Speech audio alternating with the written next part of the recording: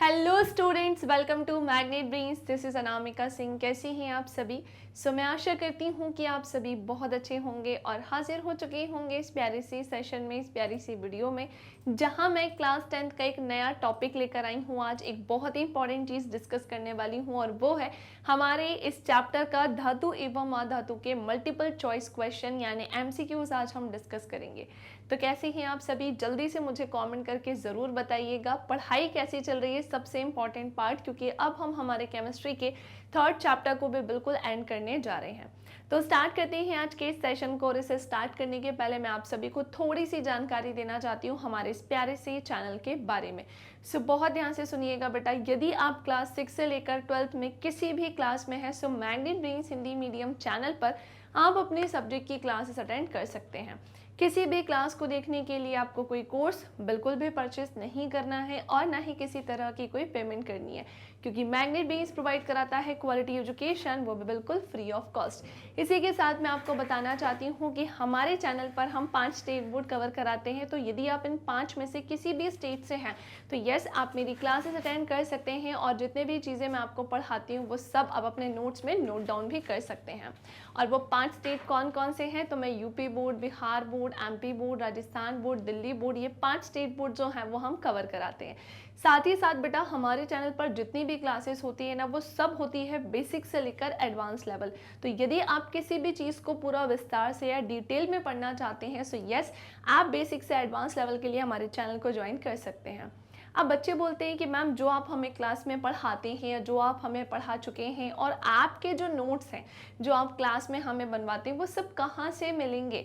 तो बेटा बहुत सिंपल है। पहले तो आप अपने नोट्स बनाइए मेरे साथ साथ जो मैं आपको क्लास में बनवाती हूँ। बट आप फिर भी चाहते हो कि आपको मेरी ही प्रॉपरली नोट्स चाहिए, चाहे वो PDF फॉर्मेट में, तो आप उसके लिए नीचे डिस्क्रिप्शन बॉक्स में लिंक दी गई है, वहाँ पर जाकर उसे डाउनलोड कर सकते हैं। ओके, तो स्टार्ट करते हैं आज के इस सेशन को, स्टार्ट करते हैं आज की इस क्लास को और फिर आज हम देखेंगे ढेर सारे मल्टीपल चॉइस क्वेश्चन। पहले ही वीडियो को लाइक कर दीजिएगा, पहले ही वीडियो को शेयर कर दीजिएगा अपने सभी दोस्तों के साथ। हमारे अगेन काफ़ी सारे MCQs होंगे। फॉर्मेट आपको पता ही है। किसी भी क्वेश्चन को जब भी मैं आपको बता रही हूँ तो आप पहले ही उसका आंसर अपने नोट्स में जो है एक ब्लैंक पेपर लीजिएगा, जहाँ पर आप मार्किंग करेंगे, नंबर करेंगे, नंबर्स लिखेंगे कि भाई फर्स्ट क्वेश्चन है तो इसका ये आंसर होगा, और अगर वो सही है तो 1 नंबर लेंगे और अगर गलत है तो वहीं पर कट कर देंगे।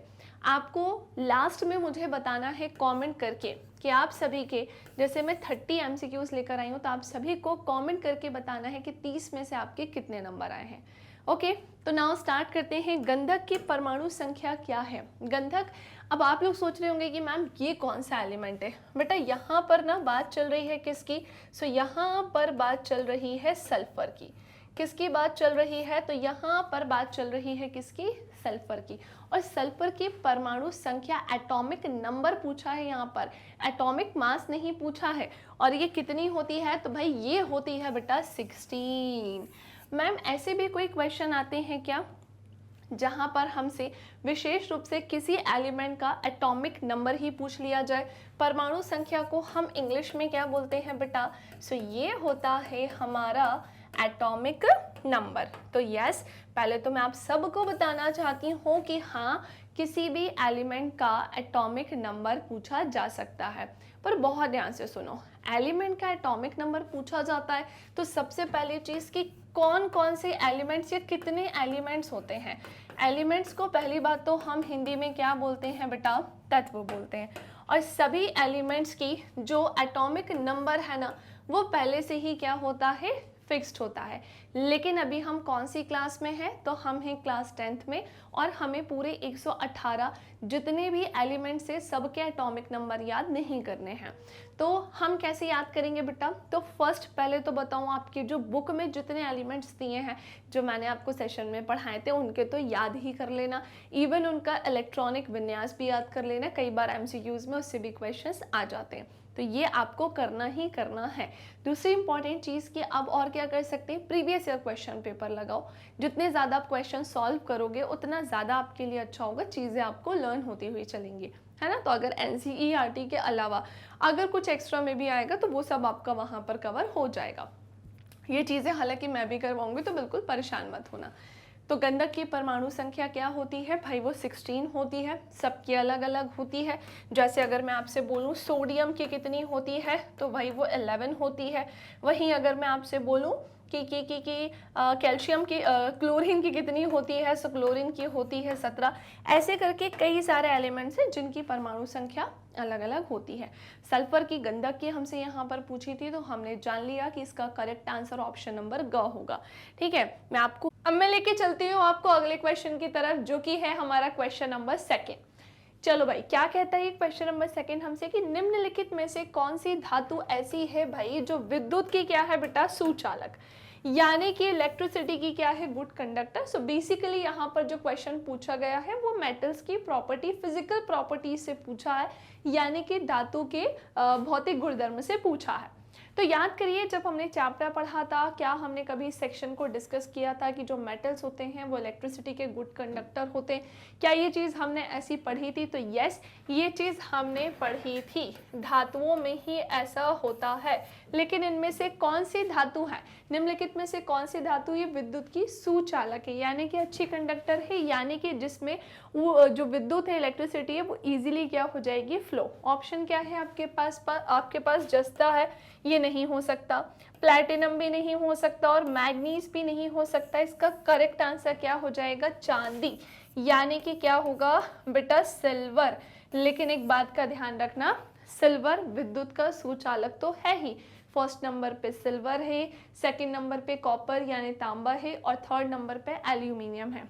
लेकिन हम हमारे इलेक्ट्रिक वायर में चांदी का यूज़ नहीं कर सकते हैं। इसके पीछे रीज़न क्या होता है, क्योंकि ये वायर्स में अगर हम इसका यूज़ करेंगे तो चांदी एक्सपेंसिव होती है, महंगी होती है। यदि आप कभी ज्वेलरी शॉप पे जाओगे तो आपको पता चलेगा किलो के भाव से ये बिकती है, 70,000, 71,000, 72,000, कुछ इस तरीके के इसका रेट जो है अभी प्रेजेंट में चल रहा है। कभी थोड़ा सा घटता है, कभी थोड़ा सा बढ़ता है, लेकिन इसी के आसपास ये होगा, 72, 73, 72,000, 73,000 के आसपास। सो बात ऐसी है कि मैम ये सिल्वर का हम यूज़ नहीं करते हैं। हाँ, बिल्कुल सही कहा है, हम इसका यूज़ इलेक्ट्रिक वायर में नहीं कर सकते, बट ये भी सही है कि अगर हम इसका यूज़ करेंगे तो यहाँ पर इलेक्ट्रिसिटी इजीली फ्लो होगी, क्योंकि इलेक्ट्रॉन का सही तरह से इसमें क्या होगा, प्रवाह होगा। सो क्वेश्चन नंबर 2 का करेक्ट आंसर क्या है, तो ये है भैया ऑप्शन नंबर ख। ठीक है, चलिए, तो अब हम आते हैं हमारे अगले क्वेश्चन की तरफ, जो कि है हमारा क्वेश्चन नंबर थर्ड। ठीक है, अगला क्वेश्चन है क्वेश्चन नंबर 3। अब एक पॉइंट यहाँ पर निकल कर आता है, और वो क्या है, आपसे पूछ रहे हैं कि भाई स्टेनलेस स्टील में लोहा एवं कार्बन के अलावा अन्य तत्व रहते हैं। सो अगर मैं बात करती हूँ स्टेनलेस स्टील की, तो इसमें आयरन, किसकी बात चल रही है, लोहा यानी कि आयरन, एवं कार्बन के अलावा और भी कोई दूसरे तत्व होते हैं क्या? जी हाँ, बिल्कुल होते हैं, बिल्कुल शामिल होते हैं। तो अब वो स्टेनलेस स्टील में लोहा और कार्बन के अलावा और कौन से तत्व है जो शामिल होते हैं? ऑप्शन देखो, एल्यूमिनियम एवं सीसा लिखा है यहाँ पर, सीसा जिसे इंग्लिश में हम क्या बोलते हैं बेटा, लेड बोलते हैं, और एल्यूमिनियम तो एल्यूमिनियम ही है। चांदी यानी सिल्वर एवं निकेल हो गया, निकेल एवं क्रोमियम हो गया, और मैग्नीज एवं क्रोमियम हो गया। तो अब आपको क्या लगता है, इनमें से क्या है जो स्टेनलेस स्टील में लोहा और कार्बन के अलावा अन्य तत्व है जो इसको बनाने में सपोर्ट करता है, सहयोग करता है? सो इसका आंसर क्या होगा, ऑप्शन नंबर 3, निकेल और क्रोमियम हो जाएगा। ये क्या होता है, स्टेनलेस स्टील में आयरन एंड कार्बन के अलावा अन्य तत्व होते हैं जो उसमें पाए जाते हैं। फर्स्ट ऑफ ऑल मैं आपको बताना चाहती हूँ लोहा और कार्बन को लेकर कुछ चीज़ें। ठीक है, स्टेनलेस स्टील का तो हमने जान लिया कि भाई ये दोनों जो है इसके अन्य तत्व हैं, लेकिन बेटा अगर मैं बात करती हूँ आयरन की, आपको पता है ये है क्या? सो ये है एक मेटल, यानी कि बेटा ये एक धातु है।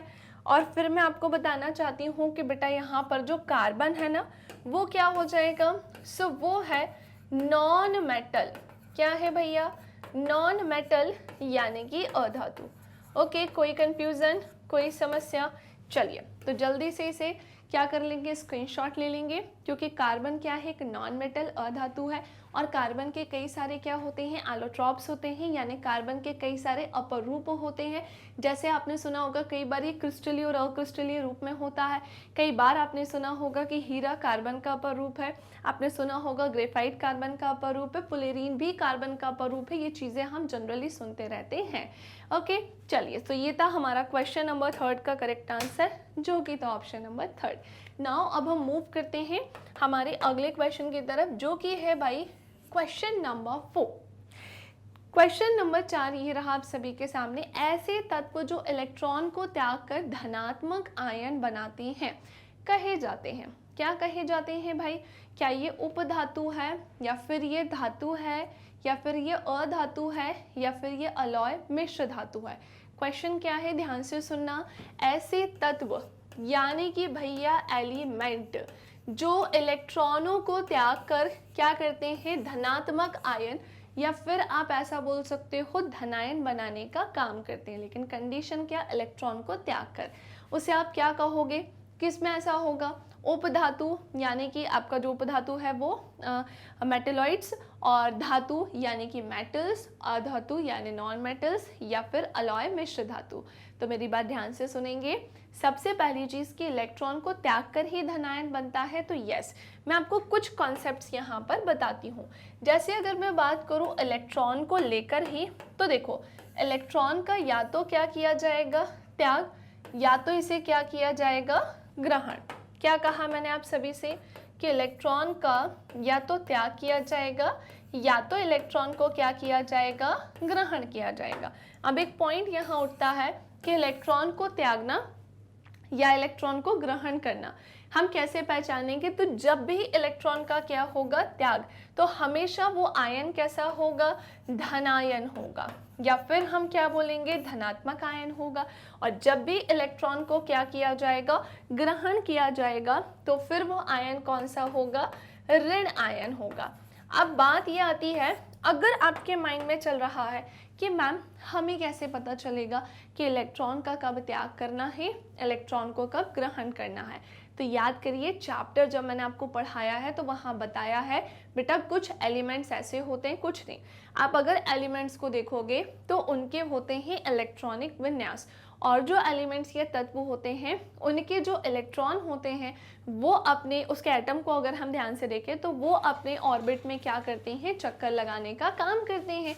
अब कई बार ऐसा होता है कुछ एलिमेंट ऐसे होते हैं जिसके लास्ट वाले ऑर्बिट में वो अपने अष्टक को कंप्लीट नहीं कर पाते, तो उस कंडीशन में अगर उनके पास इलेक्ट्रॉन बहुत कम है, ज़्यादा क्वांटिटी में, ज़्यादा मात्रा में उन्हें इलेक्ट्रॉन चाहिए, तो वो क्या करेंगे, इलेक्ट्रॉन अपना जो थोड़ा था उसका भी त्याग कर देंगे। और अगर मान लीजिए उनके पास इलेक्ट्रॉन ज़्यादा है, अपना अष्टक कंप्लीट करने के लिए केवल कुछ ही इलेक्ट्रॉन की आवश्यकता है, 1, 2 या 3, तो वो वहाँ किसी से इलेक्ट्रॉन को ग्रहण कर लेंगे, गेन कर लेंगे।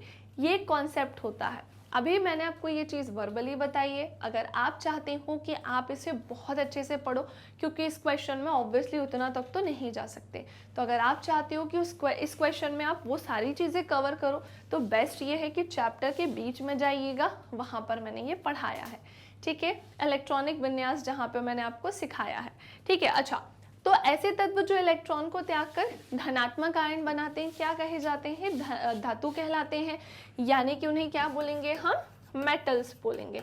चलो मैं कुछ एग्जाम्पल बताऊं धनात्मक आयन के, जैसे है सोडियम आयन, है ना मैम, ये सोडियम आयन कैसे बना, तो मैंने आपको पढ़ाया है कि भाई ये सोडियम का एटम है और ये सोडियम आयन है, ठीक है। नाउ अगले क्वेश्चन की तरफ बढ़ते हैं अब हम, जो कि है हमारा क्वेश्चन नंबर 5।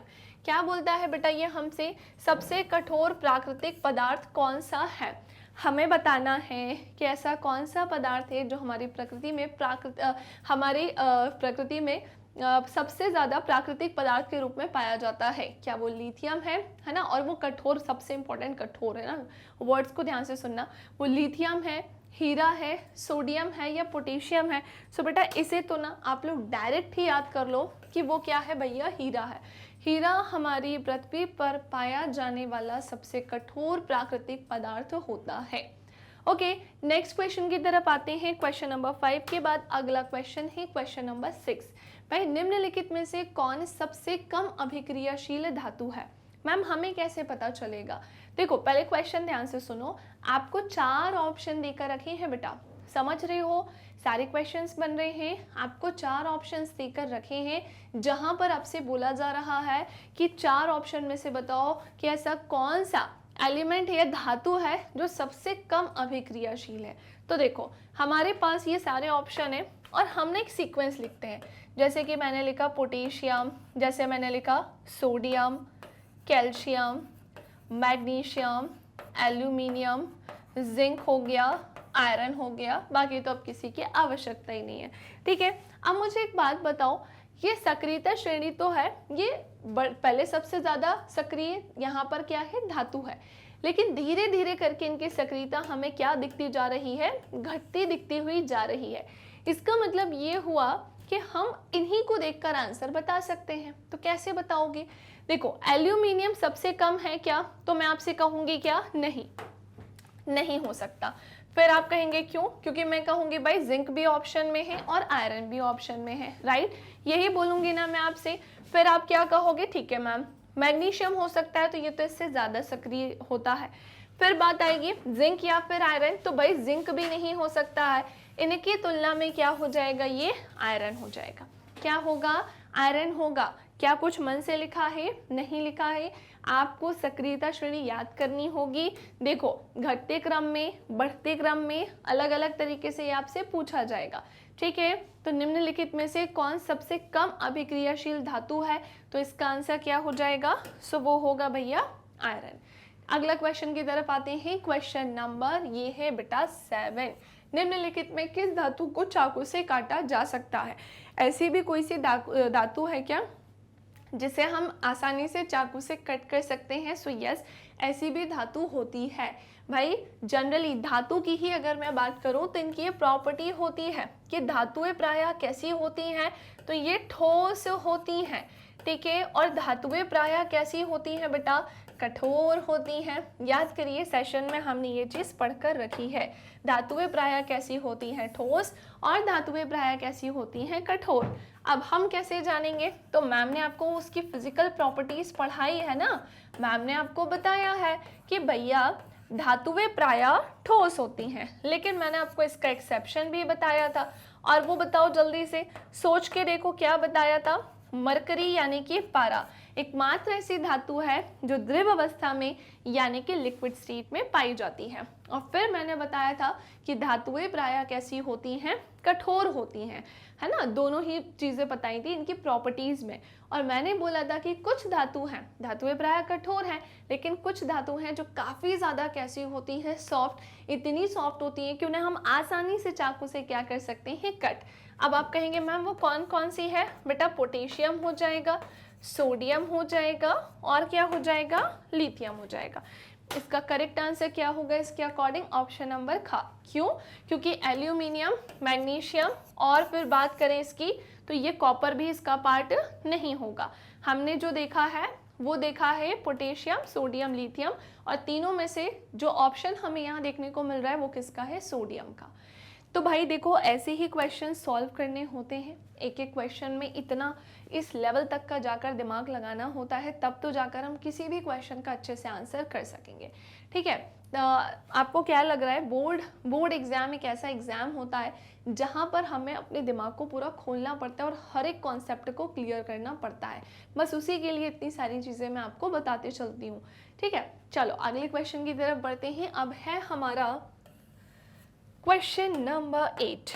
ठीक है, अगला क्वेश्चन है भाई क्वेश्चन नंबर 8। लोहे के फ्राइंग पैन के को जंग से बचाने के लिए निम्न में से कौन सी विधि जो है उपयुक्त है?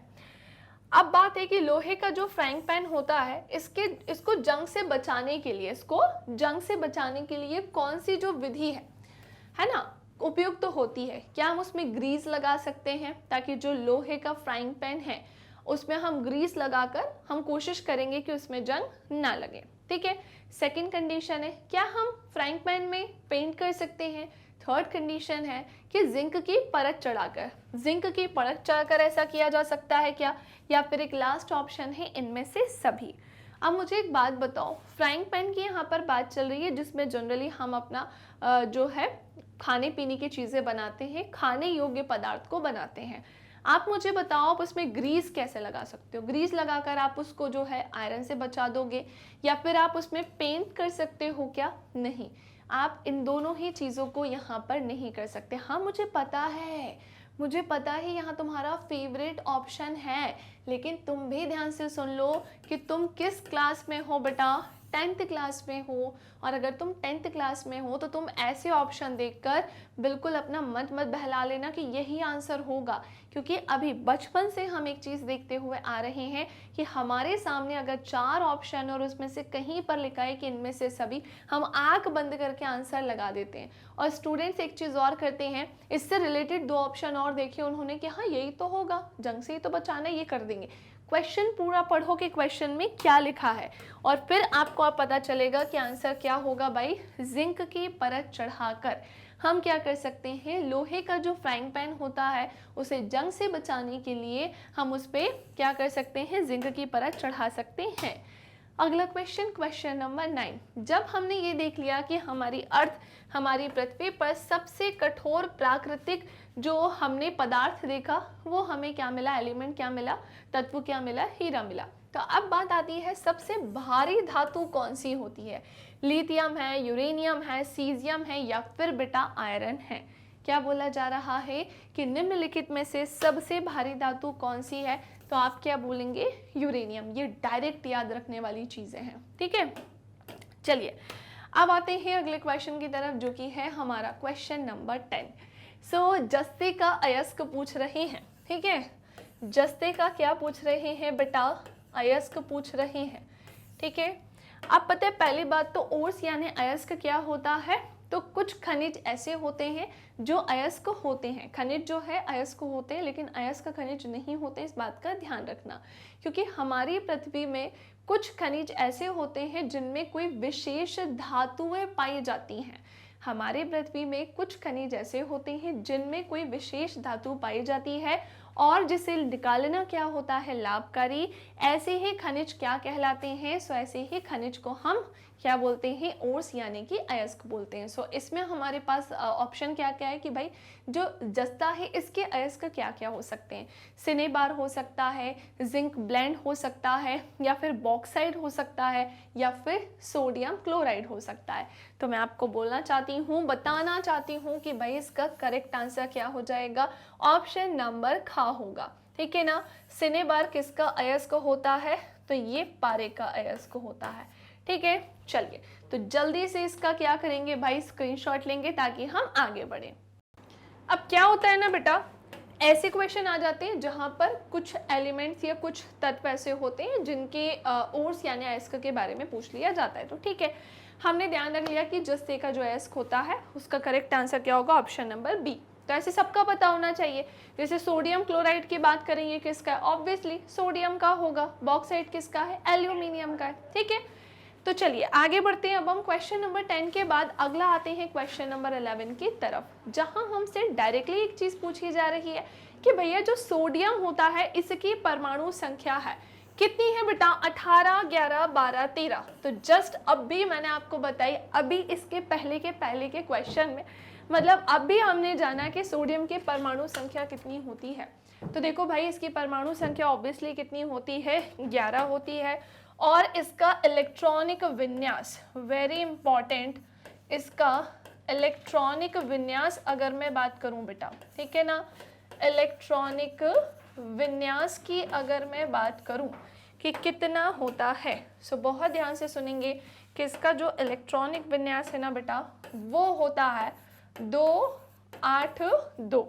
क्या होता है, 282। ये सोडियम एटम को लेकर मैंने यहाँ पर बताया है, ठीक है। वहीं अगर सोडियम आयन की बात होती तो वो कितना हो जाता, 2 8 हो जाता, क्योंकि सोडियम क्या करता, अपने इस इलेक्ट्रॉन का, लास्ट के जो 2 इलेक्ट्रॉन है इसका क्या कर देता भैया, त्याग कर देता, ठीक है ना। अच्छा ये 2 क्यों लिखा है, 1 लिखो, वही मैं कहूँ 2 का क्यों त्याग करेगा भैया, 2 8 और 1, तभी तो 11 हुआ ना, क्योंकि इसकी परमाणु संख्या कितनी होती है, 11 होती है। तो हमने देखा कि अगर सोडियम एटम की बात करेंगे तो फिर उसका इलेक्ट्रॉनिक विन्यास ये रहेगा, वहीं सोडियम आयन की बात करेंगे तो फिर इसका इलेक्ट्रॉनिक विन्यास ये रहेगा। सो क्वेश्चन नंबर 11 का करेक्ट आंसर क्या हो जाएगा, ऑप्शन नंबर ख होगा। नाउ अगले क्वेश्चन की तरफ आते हैं, क्वेश्चन नंबर 12 की तरफ। जो फास्फोरस होता है ना बेटा, इसकी परमाणु संख्या पूछी जा रही है यहाँ पर, क्या ये 9 है, 15 है, 16 है या फिर 17 है। तो भैया फास्फोरस की परमाणु संख्या कितनी होती है, 15 होती है। अच्छा, मुझे ऐसा लगता है कि कुछ बच्चे मे बी कंफ्यूज हो सकते हैं एक चीज़ को लेकर, इसके परमाणु संख्या और इसके एटॉमिक नंबर को, इसकी परमाणु संख्या और इसका जो परमाणु द्रव्यमान है उसे लेकर। बेटा दोनों अलग अलग चीज़ें होती हैं, उनको इससे मैच मत करके बैठ जाना। अगला क्वेश्चन है क्वेश्चन नंबर हमारा 13। कैल्शियम की परमाणु संख्या डायरेक्ट याद रख लीजिएगा भैया 20 होती है। और अच्छा हाँ, जैसे हम फास्फोरस की परमाणु संख्या की बात कर रहे हैं, जैसे मैंने आपको सोडियम का बताया तो मैंने उसका इलेक्ट्रॉनिक विन्यास बताया। तो चलो कुछ एडिशनल चीज़ें पढ़ते हैं कि भाई अगर हम बात करते हैं फास्फोरस का इलेक्ट्रॉनिक विन्यास क्या होता है, ठीक है, इसका इलेक्ट्रॉनिक विन्यास क्या होता है, तो ध्यान से सुनेंगे। इसका इलेक्ट्रॉनिक विन्यास, जब इसकी परमाणु संख्या कितनी है बेटा, 15 है, इसका मतलब इसका इलेक्ट्रॉनिक, एटम बनाऊं मैं इसका, चलो मैं आपको इसका एटम बना के बताती हूँ, है ना, इसका एटम बना के हम समझते हैं। तो हमने क्या देखा, 2 इलेक्ट्रॉन जो है ऑब्वियसली सबसे सेंटर में तो नाभिक न्यूक्लियस होता है, और 2 इलेक्ट्रॉन जो है वो इसके पहले ऑर्बिट में होंगे, है ना। फिर नेक्स्ट वाले में 8 होंगे, सो ये बनाए 4 और ये बनाए 4, टोटल कितने हो गए बेटा, 8 हो गए। अभी हमें और कितने चाहिए भाई, हमने बना दिए 10 इलेक्ट्रॉन को पूरी तरह से अरेंज कर दिया, 5 और करनी है। तो 1 2 3 4 और क्या बना दिया बेटा, यहाँ पे मैंने 5 बना दिया। तो ऐसे करके हमने इसके 5 इलेक्ट्रॉन को भी क्या कर दिया, व्यवस्थित कर दिया। तो इसका इलेक्ट्रॉनिक विन्यास 2 8 और क्या हो जाएगा भाई, 5 हो जाएगा, ठीक है, क्योंकि इसकी परमाणु संख्या कितनी है, 15 है। तो चलिए आगे बढ़ते हैं। अब हम क्वेश्चन नंबर 12 होता है यहाँ पर डन डना डन डन। अगला क्वेश्चन है क्वेश्चन नंबर 13। सेम अभी जस्ट मैंने वैसे तो बता ही दिया कि भाई इसका इलेक्ट्रॉनिक विन्यास कितना होता है बेटा, 20, इसकी परमाणु संख्या कितनी होती है, एटॉमिक नंबर 20 होता है। चलो इसका हम क्या निकालते हैं, सो इसका हम निकालते हैं इलेक्ट्रॉनिक विन्यास। किसकी बात कर रही हूँ मैं इसमें, इसकी इलेक्ट्रॉनिक विन्यास की, ठीक है। चलिए ध्यान से सुनिएगा। अगर बात करते हैं हम कैल्शियम को लेकर, तो इसका इलेक्ट्रॉनिक विन्यास कैसे निकालेंगे, चलो देखो मैं तुम्हारे लिए ना इसका एटम बना देती हूँ जल्दी से। और मैंने देखो सबसे पहले 2 इलेक्ट्रॉन यहाँ बैठाए, 8 इलेक्ट्रॉन यहाँ बैठाए, और भैया 2 और 8 कितने होते हैं बेटा, तो वो तो 10 होते हैं। अब आपको क्या करना है, 10 और बैठाने हैं। तो मैंने क्या किया, 1 2 3 4 5 6 7 8 से ज़्यादा ना बैठ पाएंगे, ज़बरदस्ती ना बैठा पाओगे तुम इसको। और फिर हमने क्या देखा भाई, 2 अभी भी बच रही हैं, तो हमने इसे कहाँ बिठा दिया, सबसे लास्ट वाले में। कहाँ पर, यहाँ पर, ठीक है। और इसका इलेक्ट्रॉनिक विन्यास क्या होगा, 2 8 8 2, है ना। तो ये इसका इलेक्ट्रॉनिक विन्यास होगा। ये पता है हमें इसको ना, ये इस स्ट्रक्चर में इलेक्ट्रॉन्स को बैठाना 10th में नहीं सिखाया है, ये हमें 9th में सिखाया गया है। क्लास 9th में हमें ये चीज़ें ऑलरेडी सिखाकर रखी गई हैं। अगला क्वेश्चन है भाई क्वेश्चन नंबर 14 कि 1 ग्राम सोने से कितना लंबा तार बनाया जा सकता है। क्या बोल रहे हैं कि भाई 1 ग्राम सोने से कितना लंबा तार जो है वो बनाया जा सकता है, 1 किलोमीटर, 2 किलोमीटर, 3 किलोमीटर या फिर बेटा 4 किलोमीटर। तो ये भी आपके एनसीईआरटी की लाइन में लिखा हुआ है, 2 किलोमीटर लंबा तार हम इससे बना सकते हैं। पर बेटा एक चीज ध्यान से सुनिएगा, क्यों बना रहे हैं हम, अगर ये चीज गोल्ड के साथ कर रहे हैं तो क्या मैम सेम यही चीज हम दूसरे धातु के साथ कर सकते हैं। फर्स्ट ऑफ ऑल ये क्या होता है, एक मेटल होता है, ये क्या है, एक धातु है। तो जो चीज इसके साथ हो रही है, जहां पर 1 ग्राम से 2 किलोमीटर लंबा वायर बनाया जा रहा है, तार बनाया जा रहा है, तो क्या मैम हर मेटल के साथ ऐसा कर सकते हैं, नहीं। क्योंकि देखो सबकी फ्लेक्सिबिलिटी कैसी होती है, डिफरेंट होती है। सभी में लचीलापन कैसा होता है, अलग होता है। तो आप ये नहीं बोल सकते हो कि मैम सभी के साथ हम ये चीज़ कर सकते हैं। ये केवल किसके साथ हो रही है, गोल्ड के साथ। एक्चुअली में क्या होता है, गोल्ड और सिल्वर ऑलमोस्ट काफ़ी सारी चीज़ों में क्या होते हैं, बेस्ट होते हैं, है ना। जैसे गोल्ड की बात करें तो भाई इसमें आघात वर्धनीयता का गुण होता है, इसे लंबे से पतले से तार में जो कन्वर्ट किया जा रहा है ना, आपको पता है इसकी प्रॉपर्टी के कारण किया जा रहा है। इसकी प्रॉपर्टी क्या है, अरे वो घर वाली प्रॉपर्टी नहीं, इसकी भौतिक गुणधर्म के आधार पर बात करें तो इसकी एक प्रॉपर्टी होती है, भौतिक गुणधर्म होता है कि इसमें तन्यता की शक्ति होती है।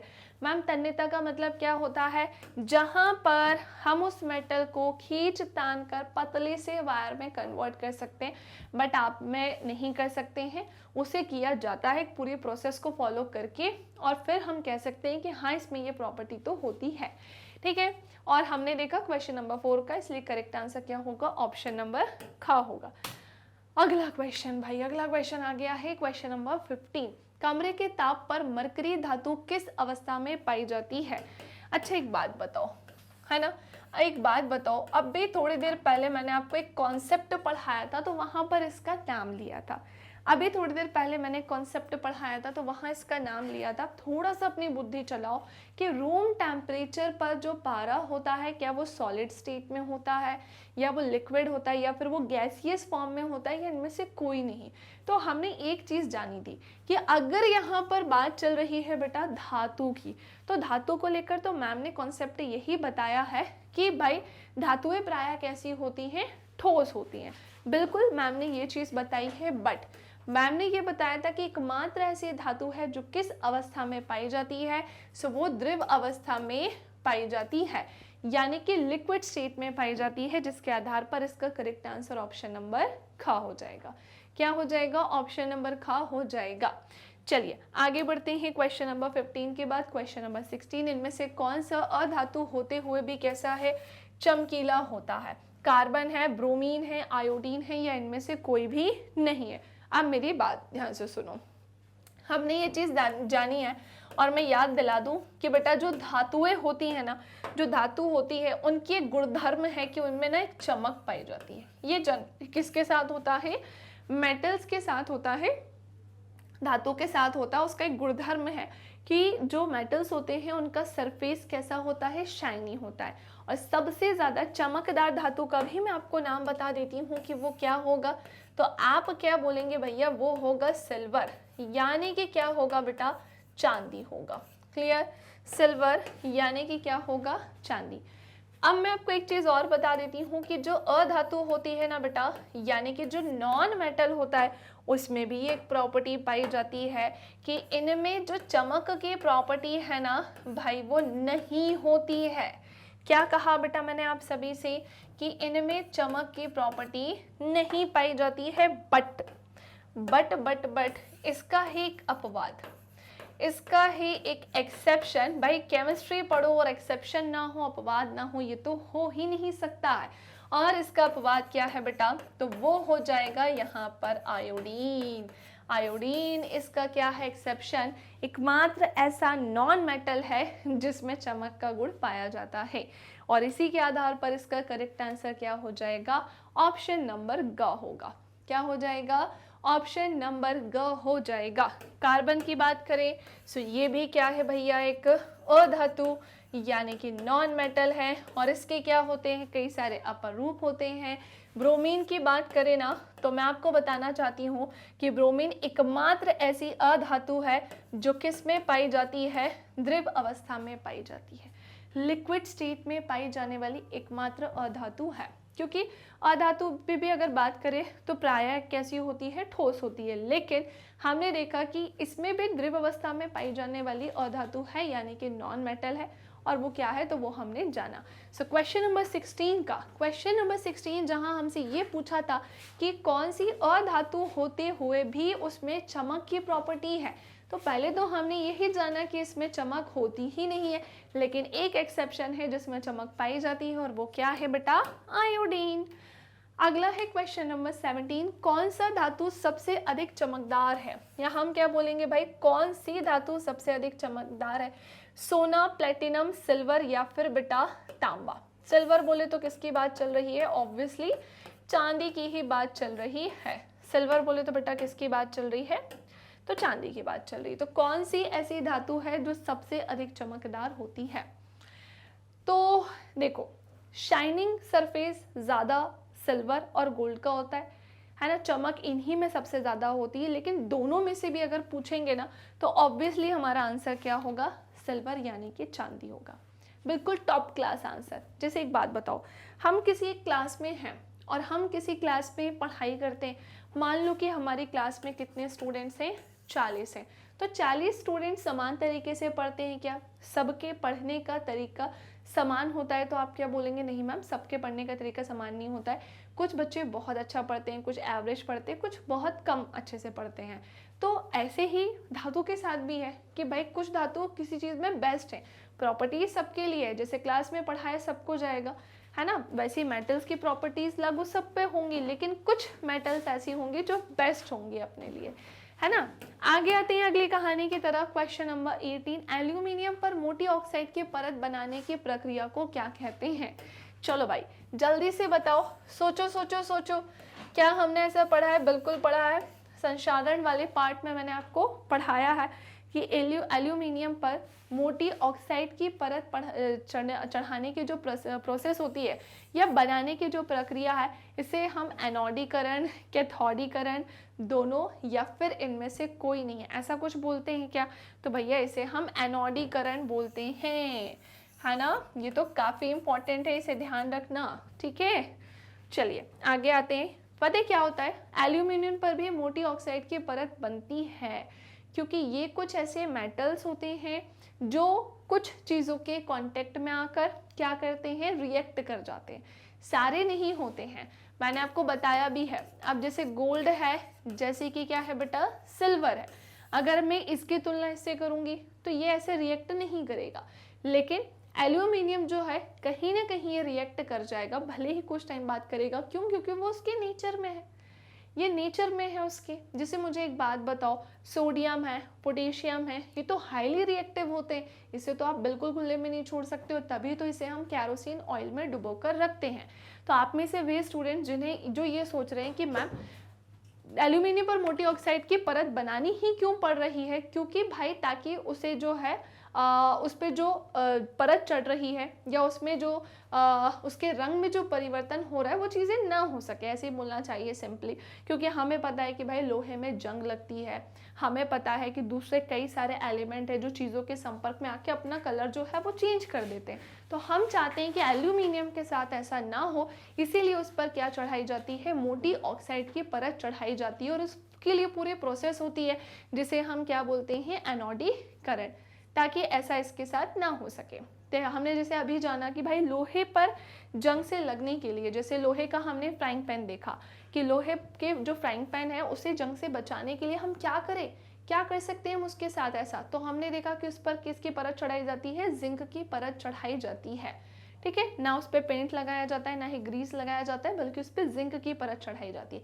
वैसे ही एल्यूमिनियम पर मोटी ऑक्साइड की परत जो चढ़ाई जाती है, बनाने की जो प्रोसेस होती है, उसी को हम क्या बोलते हैं? एनोडीकरण बोलते हैं।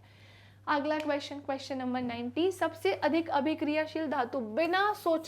बिना सोचे आंसर लगा दो। देखो भाई, कैल्शियम नहीं हो सकता, ये भी नहीं हो सकता, ये भी नहीं हो सकता, फिर क्या हो जाएगा?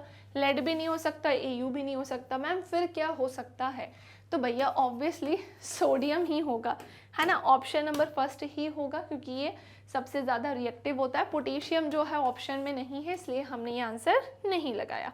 इसे बहुत ज़्यादा समझने की आवश्यकता नहीं है, पर अगर फिर भी समझना चाहो तो सुन लो। सोडियम एकमात्र मतलब सोडियम एक ऐसी धातु होती है जो क्या होती है? काफ़ी ज़्यादा कैसी होती है भैया? सॉफ्ट होती है। इतनी सॉफ्ट होती है, इतनी सॉफ्ट होती है चंगू मंगू, कि इसे हम आसानी से चाकू से कट कर सकते हैं। इसे हम आसानी से चाकू से काट सकते हैं। क्लियर? काट सकते हैं, ये ऐसी धातु होती है, ठीक है। चलिए क्वेश्चन नंबर 19 के बाद अगला है क्वेश्चन नंबर 20। धातुओं को पतले तार के रूप में खींचने की क्षमता को क्या कहते हैं? आघात वर्धिता या आघात वर्धनीयता कहते हैं। तन्यता, लचीलापन या फिर इनमें से कोई नहीं। देखो एक चीज़ तो मैं यहाँ पर मेंशन करूँगी, लचीलापन तो इनमें होता है। मेटल्स में फ्लेक्सिबिलिटी तो की प्रॉपर्टी तो होती है, बट सभी मेटल्स में फ्लेक्सिबिलिटी कैसी होती है, डिफरेंट डिफरेंट होती है। जैसे हर एक स्टूडेंट पढ़ाई के लिए अपना जो दिमाग है वो अलग अलग तरीके से यूज़ करता है। किसी किसी को ज़्यादा पढ़ना अच्छा लगता है, किसी को थोड़ा सा कम, किसी को बिल्कुल भी पढ़ना अच्छा नहीं लगता।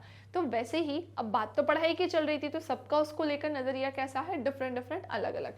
सो वहीं अगर मैं बात करती हूँ कि जो मेटल्स हैं यानी कि धातुएं हैं, इसे पतले से तार में जो कन्वर्ट किया जाता है, सो ये जो प्रॉपर्टी है लचीलेपन को लेकर बेसिकली मैं बता रही थी। तो लचीलापन सब में समान नहीं हो सकता, सभी मेटल्स में कैसा होगा, अलग। कुछ मेटल्स ऐसे होंगे जो ज़्यादा फ्लेक्सिबल होंगे, लचीले होंगे। जैसे हमारे बॉडी में क्या होती है भाई, बोन्स होती हैं, हड्डियाँ होती हैं कि नहीं, लेकिन हड्डियाँ लचीली नहीं होती हैं।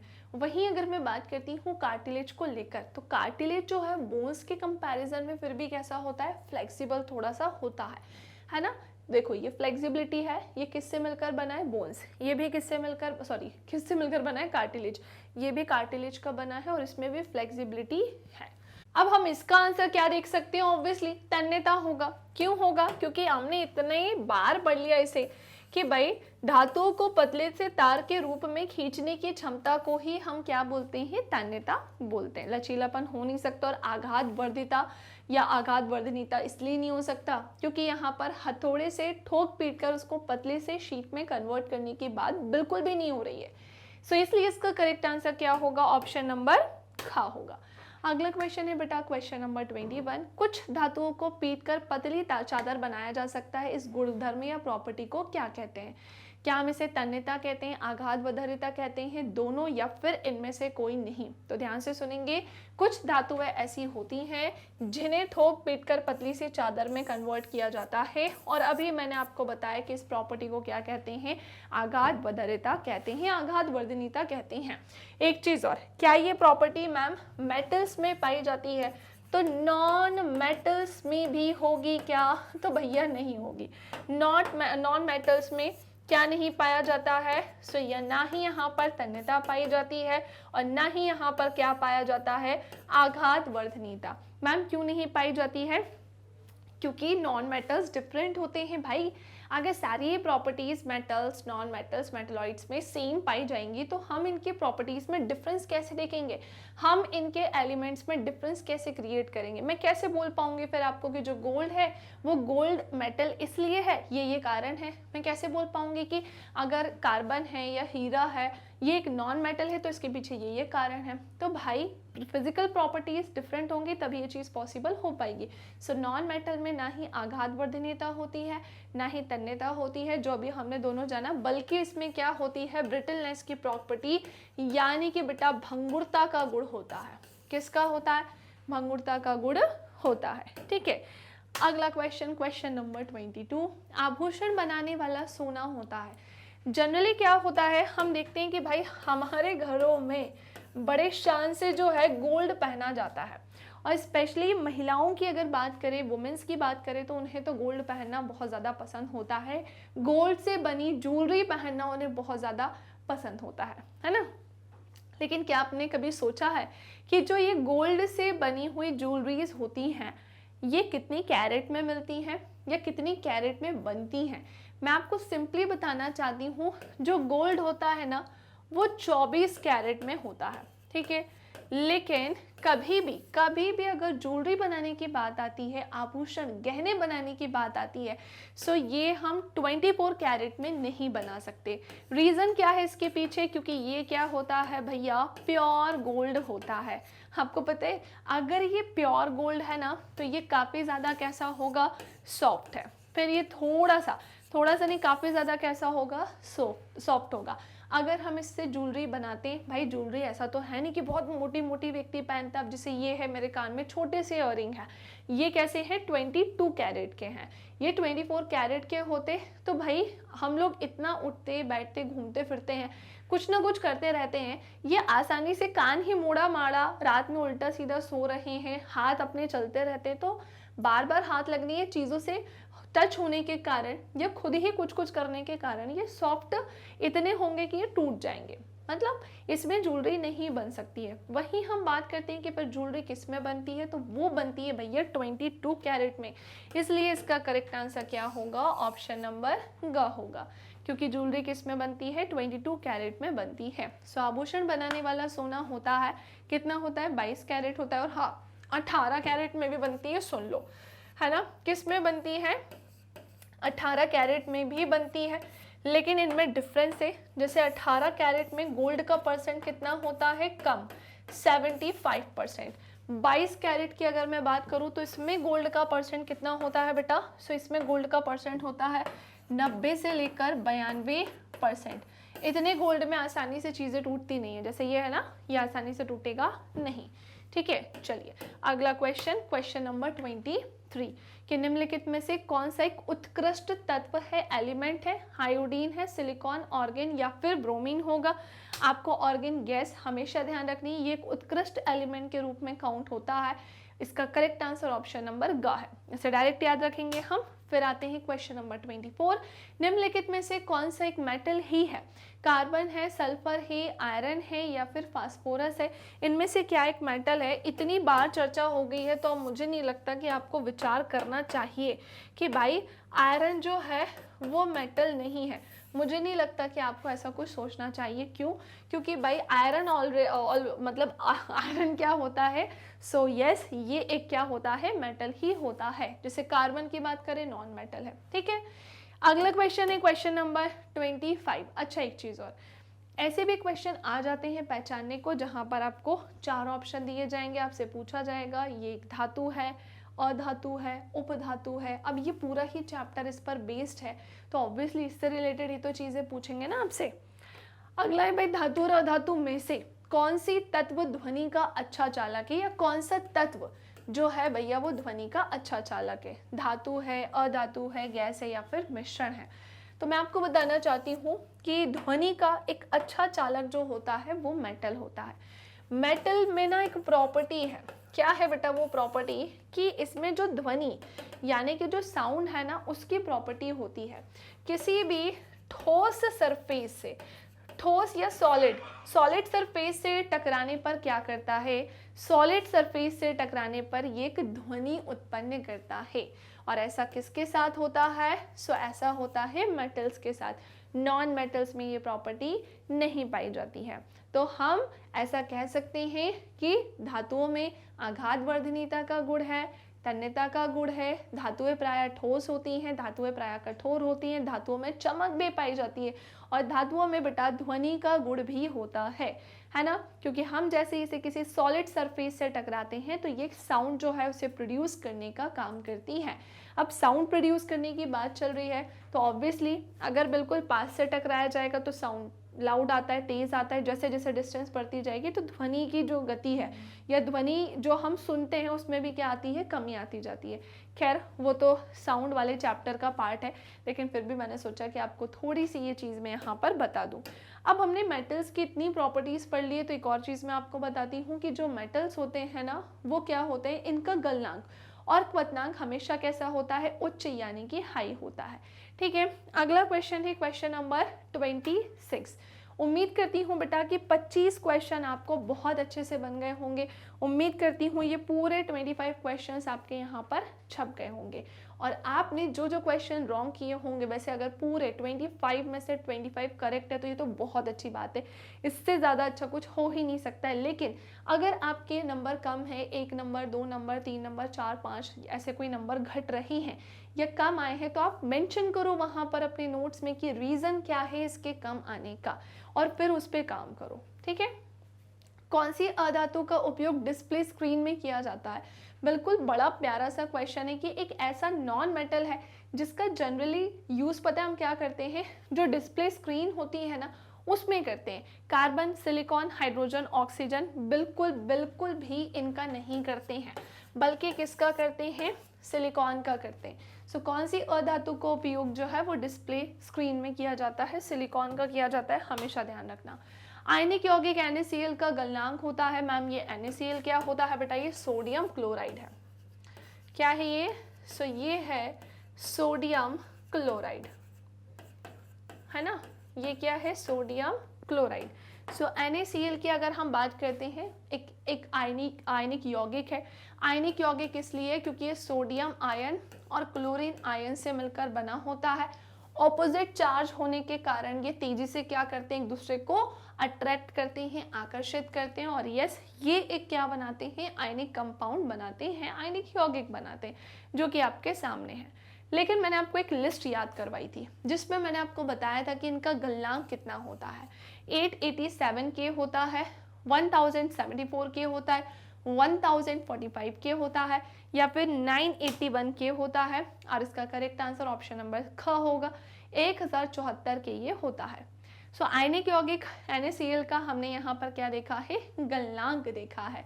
और आयनिक यौगिक, ये NaCl एक आयनिक यौगिक क्यों है, क्योंकि ये सोडियम आयन और क्लोरीन आयन से मिलकर बना है। और अगर आप अब ये भी जानना चाहते हैं कि ये आयन क्यों है ना, क्योंकि मैंने आपको बताया है कि इनमें और इनमें क्या होता है, डिफरेंस होता है। तो ये मैंने सिखाया भी, इस चैप्टर में जानना ही यही था, इस चैप्टर में हमें पढ़ना ही यही था कि ये आयन कैसे बने, एटम से आयन में कन्वर्जन कैसे हुआ, और इस पे चार्ज कैसा होता है, पॉजिटिव, और इस पे चार्ज कैसा होता है, नेगेटिव होता है। ठीक है, अगला क्वेश्चन ये रहा आप सभी के सामने, जो कि है क्वेश्चन नंबर 28। सबसे अधिक विद्युत ऋणात्मक तत्व यहाँ पर पूछा गया है कि इनमें से कौन सा है। आपके पास क्लोरीन, फ्लोरीन, ऑक्सीजन या फिर आयोडीन, 4 तरीके के ऑप्शन जो है वो दिए गए हैं। क्या लगता है इनमें कौन जो होगा सबसे ज्यादा विद्युत ऋणात्मक तत्व, यानी कि क्या होगा, एलिमेंट होगा। तो मैं आपको बताना चाहती हूँ कि इसका करेक्ट आंसर है ऑप्शन नंबर ख, यानी कि F, फ्लोरीन।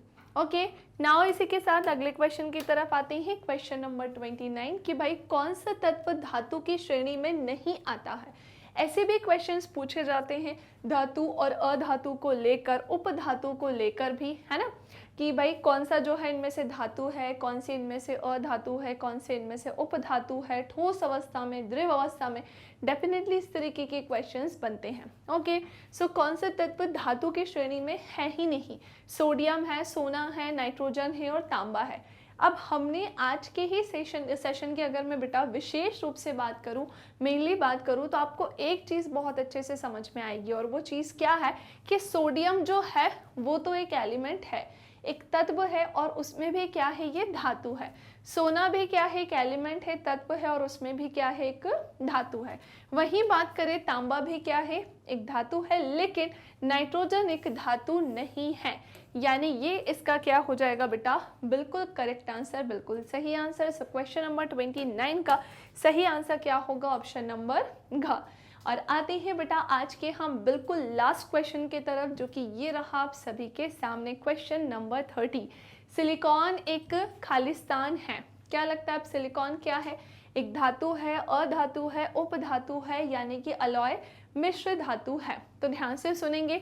पहली बात तो हाँ, धातु को इंग्लिश में हम क्या बोलते हैं, ये हमारा मेटल है, ये नॉन मेटल है, ये मेटलॉइड्स है, और ये अलॉय होते हैं। तो मैं आपको बताना चाहती हूँ कि सिलिकॉन इनमें से क्या है, तो ये एक होती है उपधातु। उपधातु एक ऐसी धातु होती है जिनमें कुछ मेटल्स की प्रॉपर्टी होती है और जिनमें कुछ नॉन मेटल्स की प्रॉपर्टी होती है। तो वे एलिमेंट या उनकी अगर मैं बात करूँ विशेष रूप से, जहाँ पर कुछ जो प्रॉपर्टी है मेटल्स की हो और कुछ नॉन मेटल्स की, इन्हीं को हम क्या बोलते हैं, मेटलॉइड्स, यानी कि उपधातु बोलते हैं। ओके, सो यस, इसका करेक्ट आंसर क्या होगा, ऑप्शन नंबर ग होगा बेटा। और दैट्स इट, यहाँ पर होती है कहानी खत्म। मैंने आपको अभी टोटल कितने क्वेश्चंस कराए हैं, 30। हम 30 MCQs बेटा डिस्कस कर चुके हैं, और उम्मीद करती हूँ कि ये 300 क्वेश्चन आपको बहुत ही अच्छे से क्लियर हो गए होंगे। ऐसा कोई क्वेश्चन जिसमें आपको डाउट हो, बेझिझक आप कमेंट सेक्शन में पूछ सकते हैं, मुझे बता सकते हैं कि मैम हमें इस तरीके के क्वेश्चन में डाउट है, तो हमारी हेल्प करो, तो मैं कमेंट सेक्शन में ही आपके रिप्लाई दे दूंगी।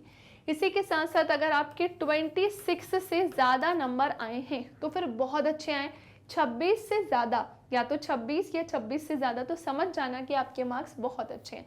तो कृपया करके सही मुझे बताना, भले ही 0 नंबर लेकर आए हो, भले ही 5।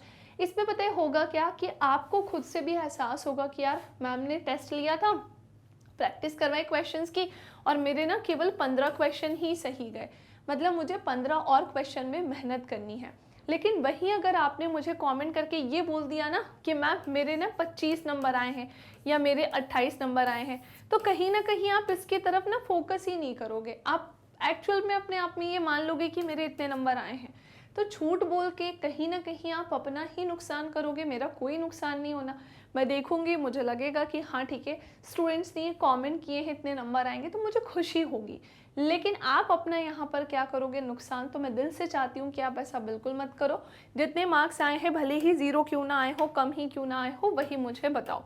ओके, तो आज के लिए इतना ही। सेशन को लाइक करना है, सेशन को शेयर करना है, और यदि हमारे इस प्यारे से चैनल पर न्यू है तो इसे सब्सक्राइब करना नहीं भूलिएगा। बाकी आप मेरे सेशंस कहाँ कहाँ अटेंड कर सकते हैं, तो YT पर आप मेरी रिकॉर्डेड क्लासेस तो देखते ही हैं, साथ ही साथ आप मेरी क्या देख सकते हैं, लाइव क्लासेस भी देख सकते हैं यूट्यूब पर।